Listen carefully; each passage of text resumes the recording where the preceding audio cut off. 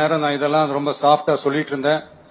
ஆனா பெண்களை தொந்தரவு செஞ்சுட்டு அப்படியே எஸ்கேப் ஆகி போயிடலாம்னு நினைக்கிறவங்களுக்கு நான் ஒரு வார்னிங்காவே சொல்றேன். பெண்கள் பாதுகாப்பை டிஸ்டர்ப் பண்றவங்க யாரா இருந்தாலும் அது சகிச்சுக்கவே முடியாது. அவங்களுக்கான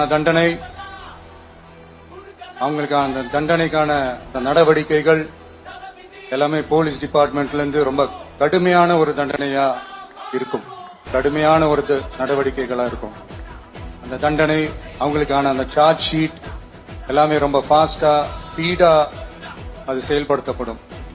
என்ன ஒண்ணு, அந்த ஸ்பீட்ல நிரபராதிகள் யாரும் தண்டிக்கப்பட்டிருக்கூடாது. இதையும் காவல் அதிகாரிகள் மைண்ட்ல எடுத்துக்கணும்.